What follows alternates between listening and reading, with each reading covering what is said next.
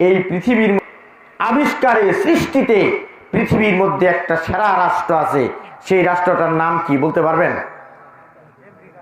America. একজন বললেন কি? আমেরিকা। আলহামদুলিল্লাহ। এই আমেরিকাতে কোনো অশিক্ষিত মানুষ নাই, কিন্তু ওই আমেরিকার রাজধানী হচ্ছে নিউ ইয়র্ক। রাজধানীর নাম কি? New York.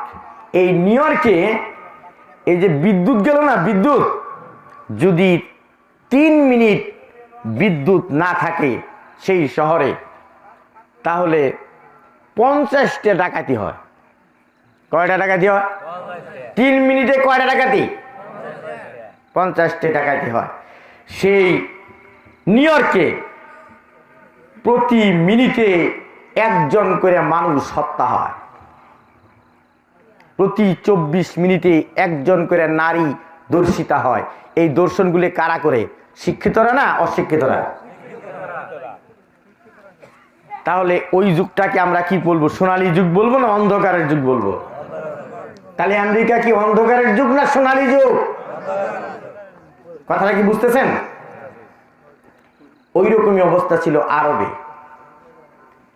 আরবের মানুষ অধিকাংশ শিক্ষিত ছিল, কিন্তু ওখানে অনেক লোক ছিল যে শিক্ষিত ছিল, আজ পর্যন্ত ওই রকম শিক্ষাবিদ জন্মগ্রহণ করে নাই।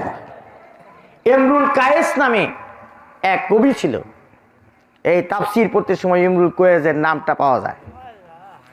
এই ইমরুল কায়েস যে কবিতা লিখত, বর্তমানে যে কবি আছে ওই কবিরা তার ধারে কাছে যাইতে পারত না।